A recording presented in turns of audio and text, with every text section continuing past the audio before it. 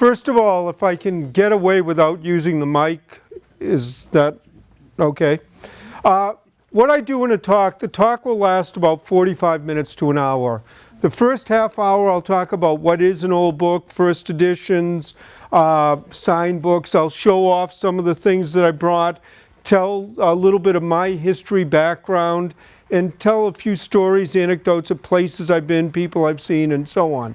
And then what I like to do in the next 10 or 15 minutes is question and answer.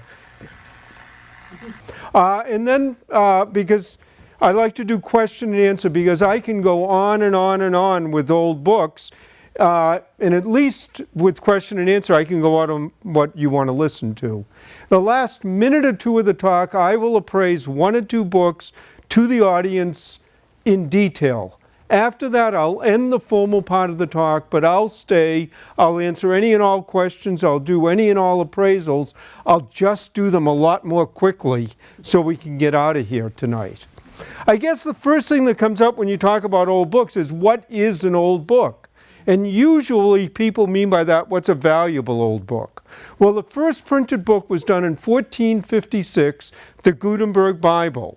If any of you have a Gutenberg Bible, let me assure you that it's valuable.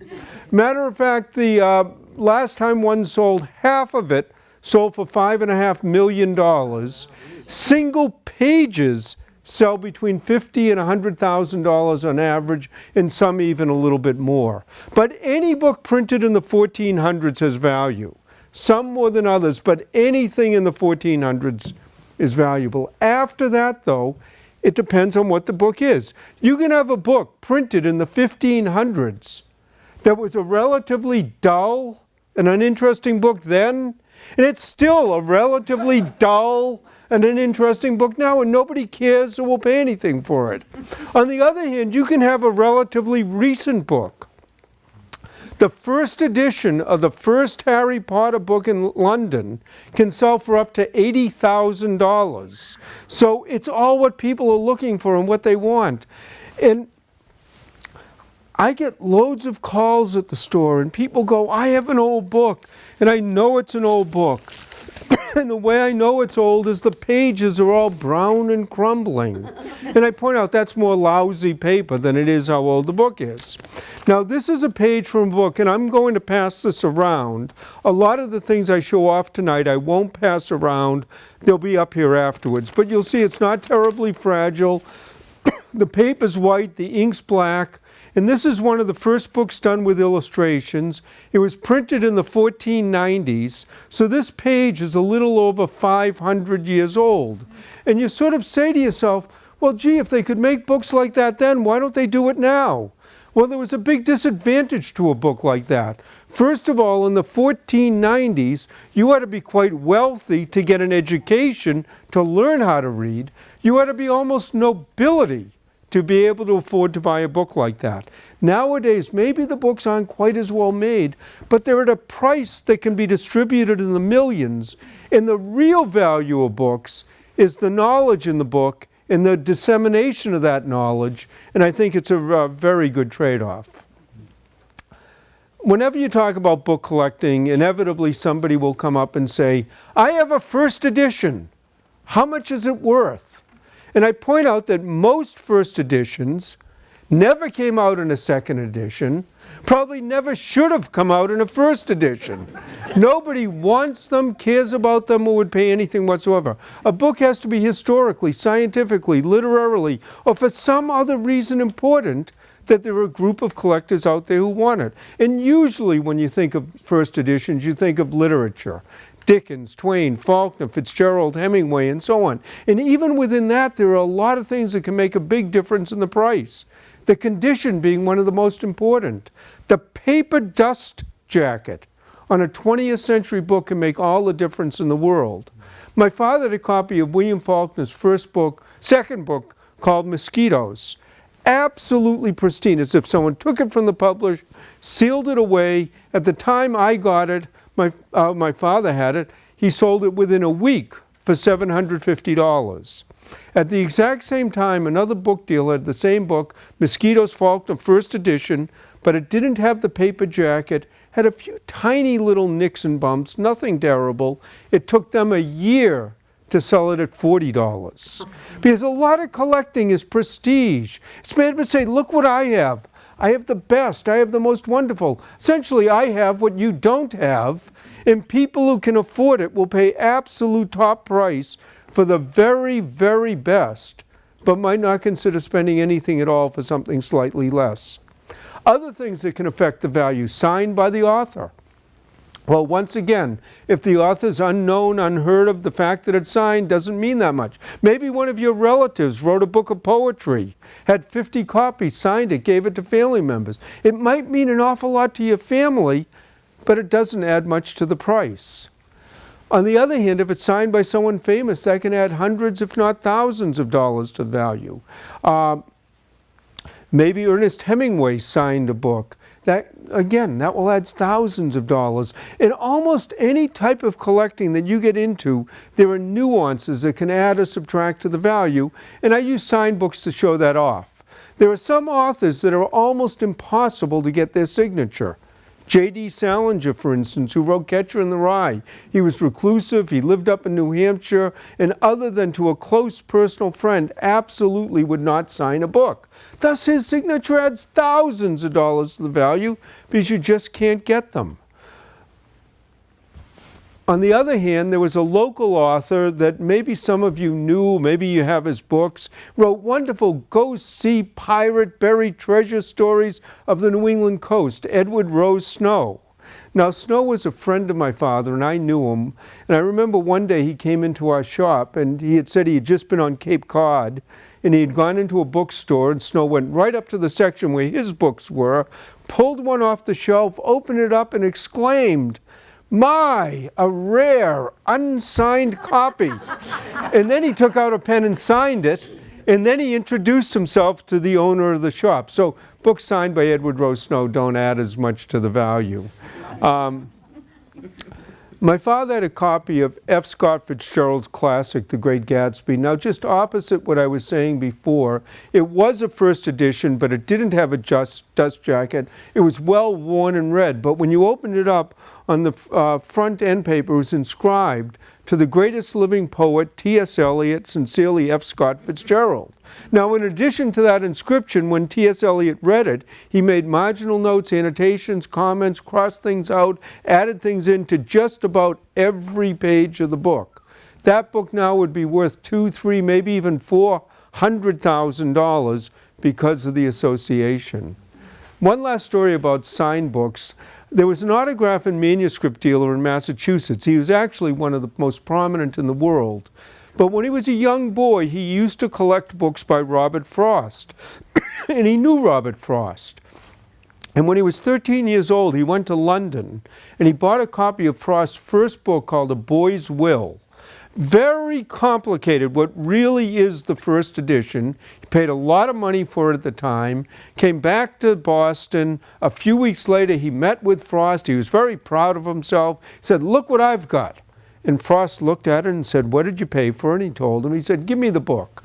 So Frost took it and in the front two end papers wrote a 2-page description of how to tell the first binding from the second binding, from the third binding, from the fourth, how they changed bindings, why they changed bindings, the different colors of the bindings, on and on and on for 2 pages, signed it, closed the book, handed it back to the boy and said, "Now it's worth what you paid for it."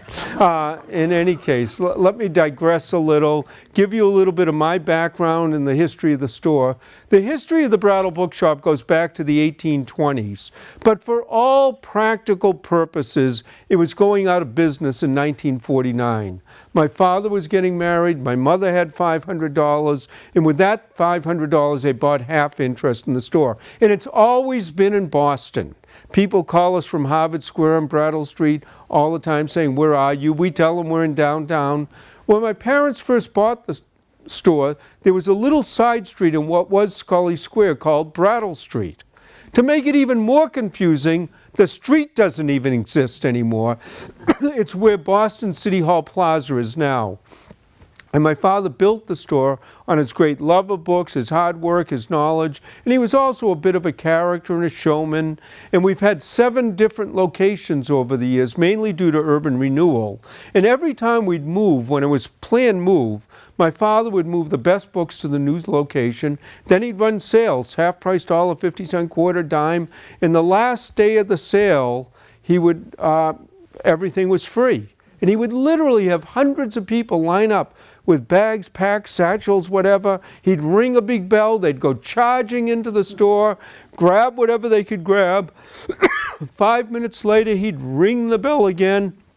That group would leave. The next group would come in. And he gave away over 250,000 books that way. Now, the last time he did this was in 1969. And we're moving from the end of Washington Street to West Street where we are now. And at the end of the giveaway, there were books left over. And like I said, my father was a bit of a character and a showman. And if you can sort of picture this, he hired a covered wagon with a cowboy and a horse team. And on the cover of the covered wagon, it said, "Go West, book lovers, go 5 West Street, Brattle Bookshop."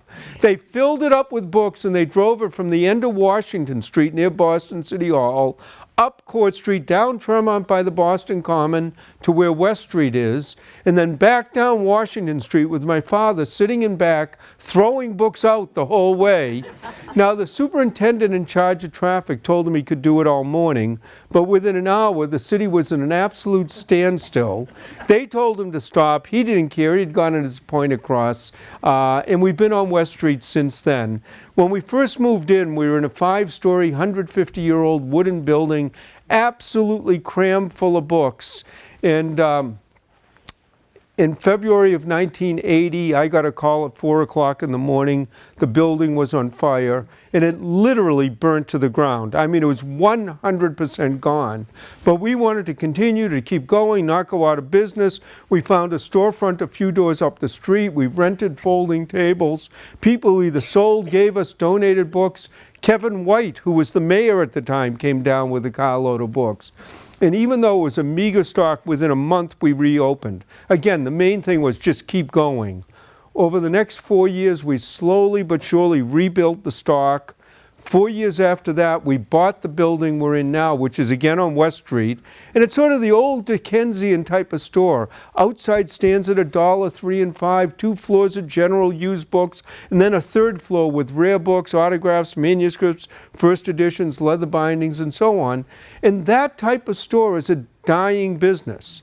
Especially in the inner cities. And it's not dying because people don't like books, buy books, read books, sell books, but in the inner cities, property value has gone so high, that rent has gone so high, that old bookstores, which I assure you are not the most efficiently run businesses in the world, one right after the other have been going out of business. And in the last few years, the internet has just speeded that process along. Now, like I say, we bought our building in the early 80s, so I hope to do this for years to come. I have daughters who are there in their early 30s. I don't think they have any interest in coming into it the way I did. And I've done this all my life. My parents say my first word was book. I don't know, maybe it was. I'm sure they were talking about them all the time. And then I worked after school in elementary school, junior high school, summers during college. I have a degree in chemistry from the University of Massachusetts. I was going to get a doctoral degree at the University of Wisconsin, but in 1973 I needed a year off. My father's health wasn't that good. That year now has been over 40 years, and I don't regret for a minute that I'm doing this and not in a laboratory somewhere. Now, one thing, I'll just bring in a little local thing. I remember my father and I used to come out to Rockport every once in a while. My father had a couple of friends. One was a Mr. Perkio, who was the police chief out here for a long time. And then another was a writer, journalist named John Kieran, who my father was very friendly with. And Ann Ford, who was a public relations director for Houghton Mifflin, and so on. So there was a lot of connections that we used to come out, and friends and literary connections, but that's what Rockport's about in many cases. If you would ask me, what's one item that I wish I could find? It's a little pamphlet here called Tamerlane by a Bostonian. It was done in 1827. It doesn't look like very much, but the Bostonian who did this was Edgar Allan Poe. It's a classic rarity in American literature. The first copy to ever really show up and be found was in the 1890s in the Boston book dealer's 10-cent table. Another book dealer spotted it there, bought a stack of books so it wouldn't stand out, and then in 1890 sold it for $1,000. Then in the 1950s, there were two postmen in the New Bedford area who on the side were book scouts. Being postmen, they knew where all the yard sales were. They bought a trunk of books. Bottom of the trunk was a Tamerlane. Families got involved. They got to negotiating. And after 6 months, they sold it for $10,000. Now, I don't know if it was worth it because they started out best of friends. By the time they sold it, they never spoke again. But they got their $10,000. And then about 20 years ago, there was an antique dealer in the Newburyport area who died, and his whole estate was auctioned.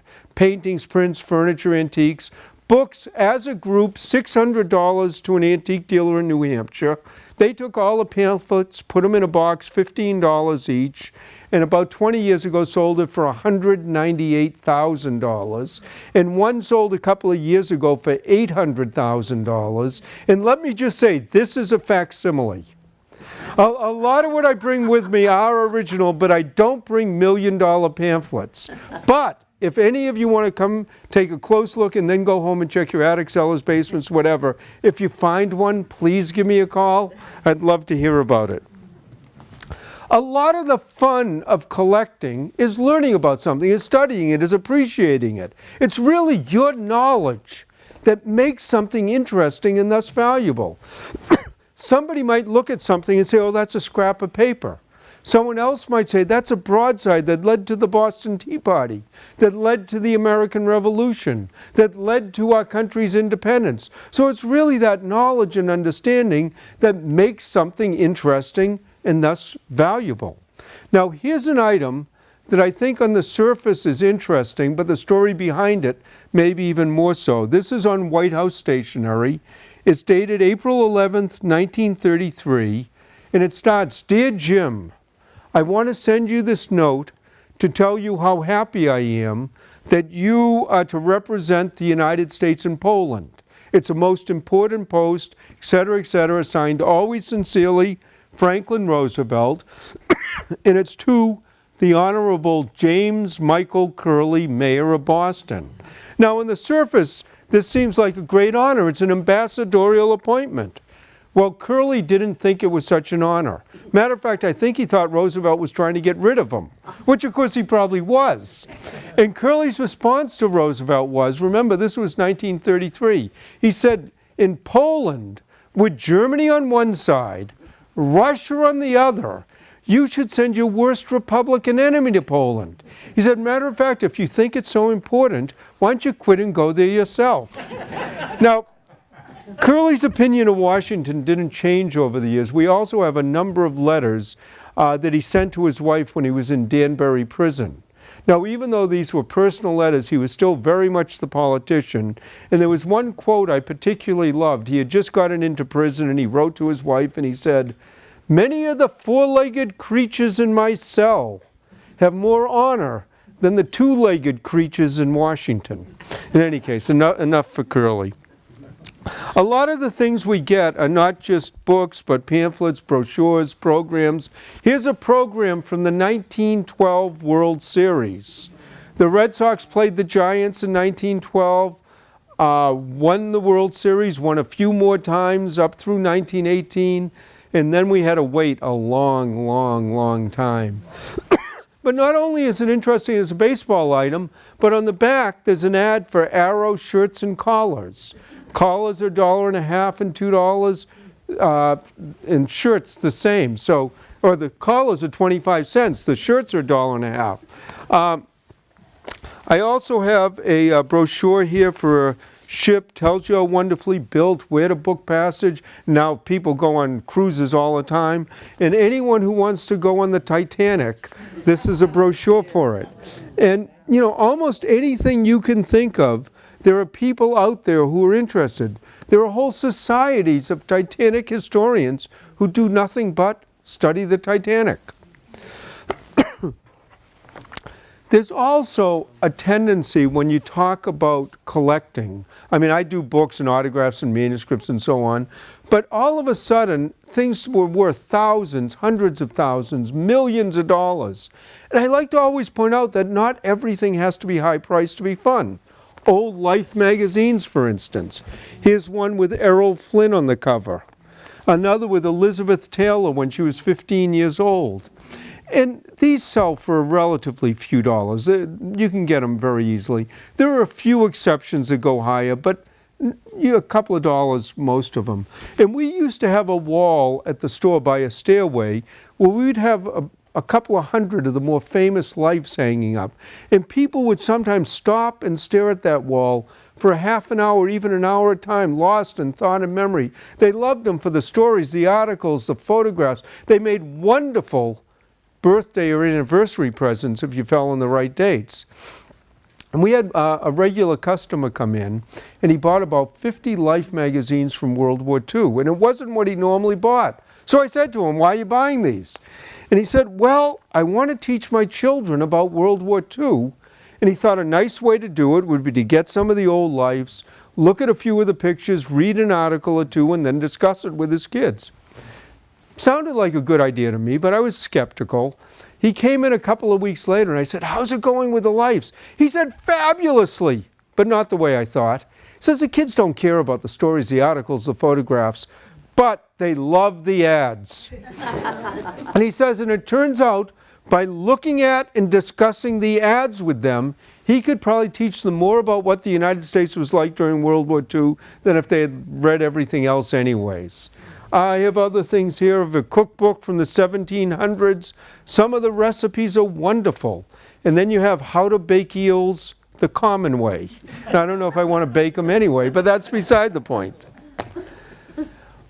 One of the most interesting parts about the business for me is going out to houses and estates. That's how we get most of our books. And it's almost like being Jim Hawkins on Treasure Island every day, never knowing who you're going to meet, the people, the places, the books. And I'll relate a few of those stories to you, and then after that maybe see about some questions. This was a number of years ago. I was out of the store, and there was a message when I got back that a Mrs. Fisher had called and had some books. I called her up, and she said, "Oh yes, my father died in Providence. He has 500 art reference books. We want to get the best price we can. We're inviting a number of dealers down to bid on them. Would you be interested?" Well, 500 art reference books sounded like a good library. Providence is only an hour from Boston. They lived on an old street up near Brown University called Benefit Street. I got to the house. It was a large old colonial house. I got led through the house into a courtyard, into a garage. Second floor of the garage, they had 5,000 books. Well, it turned out her married name was Fisher. Her father's name was John Nicholas Brown. Their family founded Brown University, one of the wealthier families in the country. And after about 8 months, I bought about 90% of the books I wanted. I was happy. She was happy. And she said, "My mother has a lot of books. Most are being given to the university. Some are being sold at auction, but would you like to go to Newport to take a look at the books there?" Well, their house in Newport is one of the mansions on the ocean. I mentioned this to my wife. She decided to come with me on this deal. And one of the fascinating parts about it was being in one of those mansions that was still being lived in by a family. And at one point, wandering from the basement to the attic, all on my own, without a tour guide saying, "Come here, go here, don't touch this," but literally just wandering through the whole place. It was fascinating. Another time I got called to Newport to do an appraisal. Now when I come to groups like this, I do hundreds of free appraisals. I have my card, we have 800 numbers, we have websites, pictures, whatever.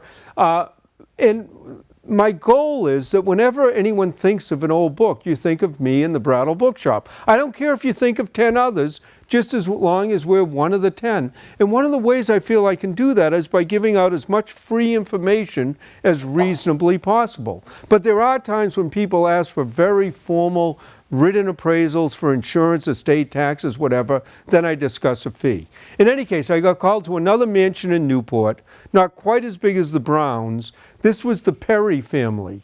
Commodore Perry, Oliver Hazard Perry, and what they had was a whole stack of papers from the War of 1812.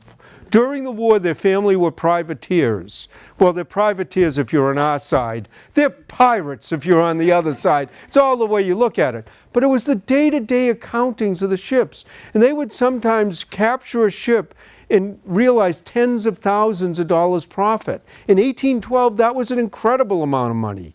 Then one day, one of the ships got into a battle. The ship got hit. The captain got hit. He lost his leg. 3 days later, there was a tiny entry at the bottom of a page, and it said, "Captain, $5 bonus, loss of leg." And that was the last you heard of the captain. So it's a little different nowadays. When my father was still alive, and he died over 35 years ago, we got a call from a lady. She was very vague about her name, who she was, what she had, but it sounded like she might have a few interesting books. She lived in Sharon, so it was close by. We went to her house, got to the house, and it was a little ranch house. Paint was peeling, weeds were growing, and you sort of say, oh, gee, what's going to be here? She answered the door. She was quite elderly. We walk in, and there were just gorgeous antiques everywhere. I mean, really, really beautiful antiques. And she got to talking. It turned out she was originally from the Boston area, but she had married the Prince of the Ukraine, the cousin of the Tsar of Russia. He had escaped just before the revolution. And she told story after story about being Russian nobility in Europe and all the court intrigues and all the goings-on. How T.E. Shaw used to stay at her house all the time. How she didn't think he accidentally died on a motorcycle. T.E. Shaw, of course, was Lawrence of Arabia. And she went on and on and on with these wonderful stories. Turned out her books were lousy, but the stories were absolutely wonderful. And when we first got into her house, there were 10 watercolors about this size, pastoral European scenes. And when I first saw them, I thought they were nice. And the more she talked and the more stories she told and the longer we were there and the more I looked at them, the nicer I thought they were. And I finally said to her, those 10 watercolors, they're really nice. And she sort of turned around and said, oh yes, they're all Turners. So she had 10 original Turner, probably $1 million worth of them. And it was like, yeah, they're just Turners. So you never know what you're going to see, the people, the places, the characters. And matter of fact, speaking of characters, about 15 years ago, we went to one of our customers' 100th birthday parties. Now, when you go to a man's 100th birthday party, and he tells you he just got back from Barcelona, he's going to give a talk in Florida, and he's been asked to lecture in Tokyo. And I finally said to him, wait a minute, you're 100 years old. Don't you think Tokyo is an awfully long way to go? He said, well, when I used to work, it took me well over 25 hours to get to Chicago. He says, I don't think Tokyo's a whole lot further than that nowadays. And here's a man who could tell you about one day sitting down to dinner with Henry Ford and Thomas Edison. And he said he was really looking forward to this dinner and all the learning and insight he was going to get from these two men. And he said he was actually excited, and he got to the table a little bit early. He said 5 minutes later, Ford came in and sat down next to him. And about 15 minutes later, Edison came in. Now, Edison was quite elderly, had one of those big horns for hearing, and sat down opposite them. And he said the first thing, Ford turned to Edison and yelled, "My Tom, you look very good." And Edison turned to Ford and yelled, "It's the Carter's little liver pills." This man said all night long, all they did was yell about Carter's little liver pills. And he said next time he wanted to learn something, he went to the library. Now, I can go on and on and on with these stories. I'll tell one more, and then we'll see about some questions. We get hundreds of phone calls at the store, people wanting to know, do you have a book? Can you get a book? How hard is it to get the book? Does the book exist? Or what's the value? How much is it worth? And so on. Most of those questions, I or the people I work with, we can answer right off the top of our heads. Some are a little more, every once in a while you really have to do some work and research, but that can be fun. But every once in a while you get a call that really stands out. And again, a while ago, but I answered the phone. Hello, Brattle Bookshop, can I help you? A lady, elderly, very thick Irish brogue, and the first thing she says is, President Kennedy slept with me. Now, you have to admit that gets your attention. And she stopped and waited for it to sink in. And then she went on to explain that she had worked for the Kennedy family. She had been his nursemaid. When he was 3 and 4 years old, he used to fall asleep in her arms. So he did sleep with her, but maybe not quite what you first think. And what she had was a whole series of handwritten letters from the president. She wanted to get an offer on them. I was skeptical about that, but I thought she'd be fun to meet. I went to her house. Great stories. The letters were fabulous. I gave her what I thought was a tremendous offer, but much as I suspected, there was no way she could sell these letters. Letters were part of her life. I left a note behind. As far as I know, her family still has them, probably where they belong. Who knows? Maybe someday I'll hear about them again. Like I say, I can go on, but why don't I see if there are some questions? Quite honestly, anything you ask me, I can go off on a tangent. But does anyone have any questions? Yes? No? Yes?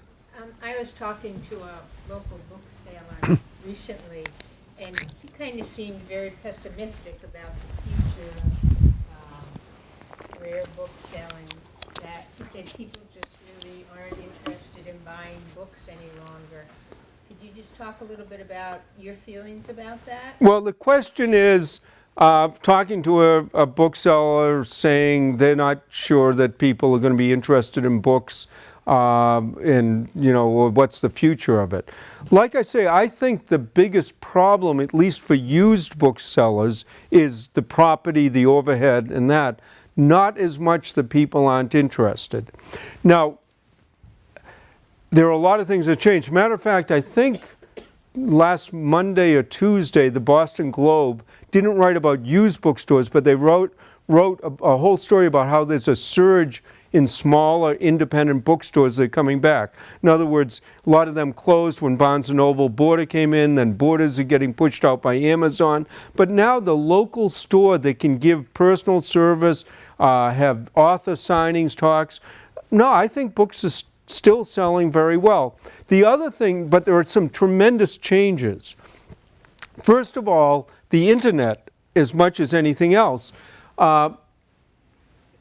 If you're buying a book because you just need the information, I mean, how many people have bought an encyclopedia recently, or a dictionary, or anything, even art books, antique books, reference books, anything that you're buying just because you want the information? A lot of those aren't selling well because it's on the internet. I had a friend, or I have a friend, I should say, I didn't have, and he came in the other day. He's retired, and he thought he'd take up tennis. And he said, "Do you have any any books on how to play tennis?" Well, it turned out we didn't. But he said, actually YouTube's better anyways, because you can actually see the people, the strokes, and so the pure reference people don't need. The other thing that's happened, you sort of picture the old professor, a scholar, woman, or man sitting in their study surrounded with books so that they can reach up and at any time pull out that little fact. Well, again, you can just Google it now, so you don't need that big library. A lot of people now, too, when you go into a used bookstore, 20 years ago, you saw a book on the store and you said, gee, I'm going to need that book a year or two from now. Even if it's a little high, I'm going to buy it because when I need it, I'm not going to be able to get it easily. Now you go click, click, 100 copies of that same book show up, the prices come way down, but then you'll say to yourself, well, I don't need to buy this until I need it, which in most cases means you never buy it because you never end up needing it. So all of that has affected it, but people still like books. They still read books. They still come into the stores. They still like the shopping, the experience of shopping. The other thing that happens that I point out to a lot of people, if you know exactly the book you want, yeah, Amazon is great or online is great. But if you come into a bookstore and you're looking for a subject, you might find the book you want, but realize the book that you had never heard about, never knew anything about, is on the shelf next to it. The same with open stacks of a library. And you find something that you didn't know existed. And that can be as important or more important. Also, there's a very social aspect of collecting. So people are still collecting, they're still reading, and the tactile feel of reading a book. And, you know, if the power goes out, you can still read a book. And quite honestly, I don't like taking a Kindle or an iPad to the beach. I much prefer to read it. You have a question? Yeah, just to add on to that, you don't want to curl up with a laptop while you're reading a good book. Well, the question is... That's not my question. Okay. I just thought, you know, do you find, and you do rare books, you said, right? Yeah. Do you find international sales better than American? Well, the question is, on rare books, are the sales international better than American? It all depends on the book. Buyers and so on. It all depends on the books. There are some books are still locally, you know, that people want them in certain particular areas, and there are more. But it's gotten spread out tremendously, and that's also changes. 20 years, the Japanese were buying everything they could get their hands on. The economy there went down. And Chinese now are buying anything that's China or China related. So that varies and changes, but people collecting interests always change, particular authors change, sort of types of collecting change, but people still like buying books, having collections. People still like hunting and gathering. And quite honestly, one of the great things about having collections, whether it's books or anything, is the hunt. It's being able to look, to be able to go to every library sale, book sale, yard sale, bookstore, auction, in the hunt. And matter of fact, one of the things that I've seen happen, sometimes a collector is looking for a book for years and years and years, and they find it. And it's almost disappointing because they don't have that book to look for anymore. Although I can almost assure you that anybody who is that obsessive that they've been looking for have other things they're looking for. I one time bought a whole large collection of cookbooks. Older books, nicer books, used cookbooks, but it was a big collection. But they also had about 2 boxes full of those little pamphlets, like how to make Jell-O, how to use a mixer, how to cook, how to use a refrigerator, the old way. I mean, anyways, there was 2 boxes of that, and some of them were very nice, but it just wasn't worth the time. And we just decided we're going to put them out on our dollar table. If people get bargains, great, but we'll sell them. About 2 hours later, a customer comes running in, a man, and he had one, and he going, I've been looking for this for years and years, and he was just beside himself and thrilled, and it's only $1, and I look at the book, and the title is Coconuts and Constipation. and you know, and so you never know. In any case, yes, in the back there. How do you think the internet, is it worthwhile to research books on there, and do you think sites like Alibris and what's the other one, A-Books, are they priced accurate? Well, the question is, when you're doing research on the internet, you're talking about books and specifically, but this could apply to almost any type of research you do on the internet. And then some of the sites, there's ABE Books, there's a number of other sites that have used and rare books on them. How accurate, how good are they? The way I almost liken that is it's a tool.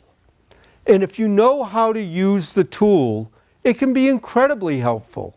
But on the other hand, I mean, I know how to some idea with those, but quite honestly, if a cabinet maker has all their tools, they can use those tools and make gorgeous cabinets.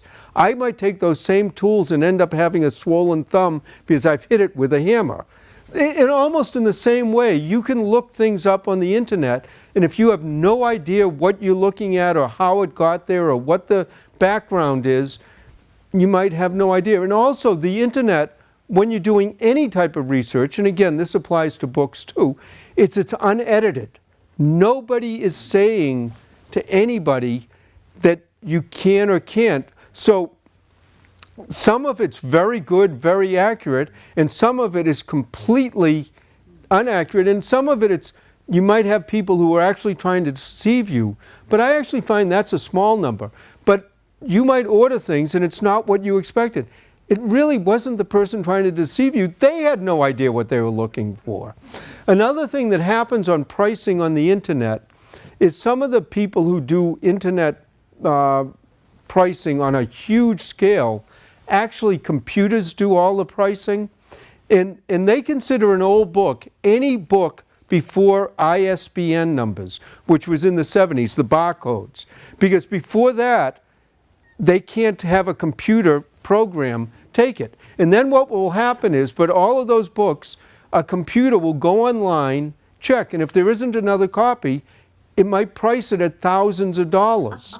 Even though there might be not another copy because it was such a horrible book that nobody wants it. But then every hour, that computer will check the internet again and reprice and reprice and reprice and reprice and so on and so forth. So you got to be careful. Now, the one thing I tell people, though, when you're looking up books on your own, is the first thing to look up, before you even look at price, is look at how many. Because if you go online and it's a book you're looking for and there are 100 copies, what that's essentially telling you immediately, there are 100 copies that haven't sold. At whatever price they have it doesn't make any difference. Those 100 copies haven't sold. And you don't sort of go, if you find average described about the same, you don't take the average, because let's say the price is on an average copy $10 to $100. If you're buying it, you're not going to say, oh, well, it's 10 to 100, I'll buy the $50 one. No, it brings it down to the lowest common denominator. The other thing that I also suggest is if you have large lists of books, bring them to me, bring them to another book dealer that you know and have some confidence in. And at least I can go through that list and say, well, if you really want to check this one, this one, this one, this one, and maybe I can narrow that list from 100 to 5 or 10. And then if you want to double check, you're not sure you're getting accurate information, at least you've narrowed it down. And nowadays, what I tell people when they call us a lot of times and want to know a general thing, writing a list, if you have a library of 300, 400, 500 books, writing a list of 300, 400, 500 books is a big job. But if they're on shelves and you take a few digital pictures, you can sometimes get 50, 75 books in one picture. And if they're in focus and we can see the spines, we can tell you almost immediately whether it's a library well worth looking, well not worth looking, looks like junk, or we can say the third book on the bottom shelf from the right-hand side, you need more information on that one. So there's a lot of ways you can do it, and again, it's a tool. I'll tell you what, at this point, why don't I do one or two appraisals to the audience. Did anyone bring a Bible?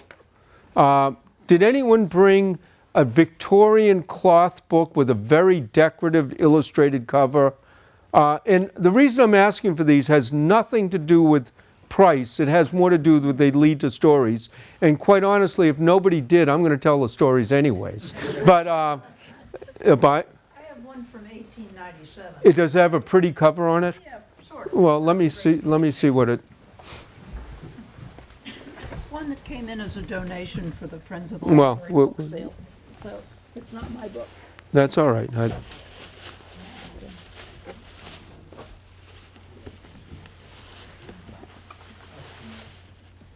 All right, well, this is sort of in between, but it will do for the purposes. And also just in case nobody had brought one, I just happen to have one to show off. Let me first say something about appraising. When I do appraisals at a group like this, I give a retail price. In other words, the price that you would pay if you came into my store or a store like mine. It is not what you would get if you're selling the books. If you're selling the books, usually you should expect to get about 1/3 to 2/3 of the retail value. When you're dealing with the really low-end the markup might even be a little bit more, just because you have to make some money. When you get to the much higher end, the percentages can come down. For instance, a number of years ago, I bought a copy of Audubon's Quadrupeds, not the birds, but the animals, but the big, huge, with 150-something hand-colored plates. At the time, I paid $100,000 for it. I sold it within 2 weeks for $105,000. That's only a 5% markup, but it's $5,000, well worth the time and effort I spent, and I pretty much had it pre-sold before I even bought it. So when you're going to turn something over quickly, especially the higher priced items, percentages can come down. Also, everything I say is subjective. So the fact that I say something's worth $100 doesn't mean a colleague of mine might not say $125 and another colleague say $75. So if you know what you have, you get a price, you're happy with it, great.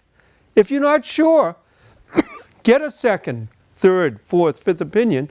There's nothing wrong with that. It's just a matter of how much time and effort you want to spend. Do you ever work with auction houses, auction houses that you auction rare books? Well, there are auction houses that auction rare books. That can be good. It depends on, what the book is. Do you ever get into that world? We do occasionally. We get into it. But when you get into some of the auction houses, for instance, Sotheby's, Christie's, if you have a single item and it's under $5,000, they don't even want to consider it. And even at $5,000, if you have a huge library that has things that are worth hundreds of thousands or millions of dollars, yeah, they'll do the whole thing. But generally, auction houses are higher. The first book I have here is Following the Equator. It's by Mark Twain. It's 1897 Hartford, and it's a little bit used. I guess it came in for the book sale. It's a little bit worn and used. It is a first edition. One of the things about first editions with authors, especially popular authors, it's almost always the first book or two that they wrote that are the rarest. And the reason for that is, first of all, when an author comes out with a new book and it's their first book, usually the printing run is relatively small because publishers don't, they don't have a track record. Also, nobody's paying attention usually to the first books, so therefore they don't get saved. This was one of his later popular books. I mean, he started writing in the earlier 1800s. He was very, very popular. He came out in huge numbers, and other than in mint condition, and I mean absolutely mint, the book doesn't get a great price. This one would probably get $25, $35. Now, the reason I asked for this, and I also have one here, before they had dust jackets on books, or dust jackets go back to the 1830s and 40s, but dust jackets as we know them started around World War I, and they used to have decorative covers. And the reason they'd have decorative covers, the publisher figured that if they caught your eye when you walked in the bookstore, more chance you'd buy them. I'm going to just set this one here. And you can go to yard sales, book sales, library sales, and buy a lot of these books with decorative covers relatively cheaply. There are some that are expensive, and individually they might not seem like much, but as a collection they can be graphically quite interesting. And matter of fact, I have a collection like this myself that started off as a bit of a joke. I got a book, had a picture of a toilet on the cover. The title of the book was Flushed with Pride, The Life of Thomas Crapper. Invented the toilet. In any case, I brought it home, I showed it to my wife, she took one look at it and said, we have to put this in the bathroom. So we did. A couple of days later, I got another book and it had a big eye staring out of the cover. The title was We Never Sleep. It was a history of the Pinkerton Detective Agency, but with a big eye staring at you. I thought, put that in the bathroom too. Now this is a little half bathroom, so there's no shower, no steam. Next thing you know, we built bookshelves, and now we have 300 or 400 of these Victorian style illustrated books in the bathroom. People walk in, they're a little taken aback. Loads and loads of reading material. And one of the rules of the collection is that nothing can be valuable, because every once in a while a book will fall off the shelf, and you can imagine where it ends up. I like to end the talk talking about Bibles, and one of the reasons I like to do that is the Bible is the most commonly printed book of all time, always has been, probably always will be, and we sometimes get 5 and 10 calls a week with people who have 100, 200-year-old family Bibles, and in almost all cases, we have to say to the people, if this is your family Bible and it's been handed down through the generations, sentimentally it's priceless, but monetarily it might not be worth that much. Now there are exceptions, so it's always worth checking. There's the Gutenberg Bible, there's others. And sometimes these big Victorian Bibles with the beautiful leather bindings and the clasp, if they're in mint condition, they can be $100, $200, $300 because they make a wonderful gift for a minister, priest, divinity student. But break one clasp, have one hinge go, they lose all that value. Now sometimes also those big Bibles in the front, back, middle have births, deaths, marriages and so on. Those can be invaluable to the local historical or genealogical society, but they might only want to Xerox out the title page, the page with the information. They don't want the whole Bible. And one of the things, a little aside, that I do is I hope people watch Antiques Roadshow, but I appraise for Antiques Roadshow, and I've done that for years. And it's a lot of fun. It's a great way to see the country. And the way that show works is they usually do it at a convention center, although now the next season they're going to be doing it at mansions and smaller venues and some outdoor. But they do it, usually have done it at a convention center. They do it on a Saturday. You appraise from 7:30 in the morning, sometimes till 7:30, 8 at night, almost nonstop. About 5,000 people come to a show. Each person brings 2 items, so there's about 10,000 items that come in. They tape around 50 to 70 items, and that's what makes up about 3 hours of TV for 3 shows. Now, being an appraiser, you have to be there a little before 7:30. And I remember one of the shows, there are 3 book appraisers, and we're sitting next to the music, next to the jewelry, around in a big circle. But we were saying to ourselves, I wonder how many Bibles we'll see today. So we counted. 75 in one city, in one area, 75 Bibles. Now sometimes, depending on who the other appraisers are, we have a little pool going and so on. But one last story about Bibles.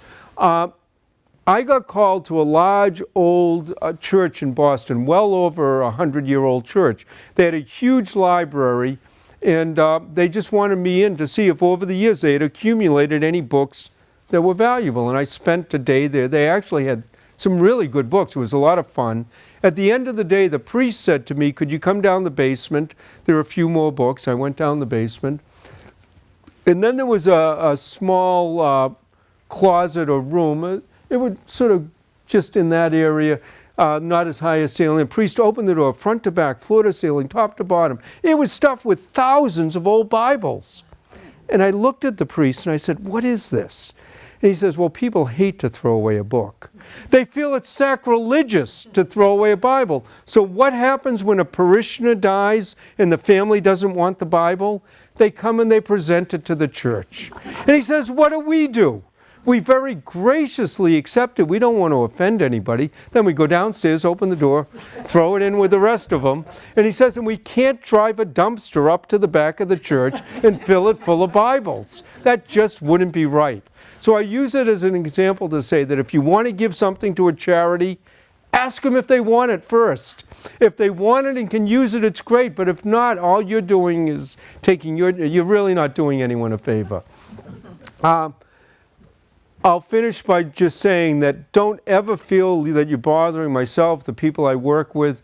We'd rather have 100 people call with nothing special than to have the 100th person call 100 first-person call and say, I just threw away a Tamerlane. Now, the way I do the appraisals here is I'm going to end the formal part of the talk. I don't do them to everybody. I just do them in sort of a crowd scene. If you want to stand over my shoulder, hear what I'm saying, that's fine. But any type of order I've found slows things down tremendously.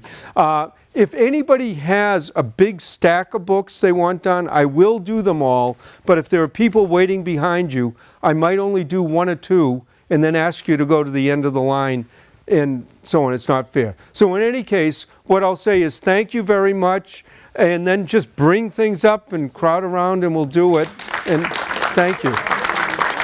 Literally, just bring things up and come and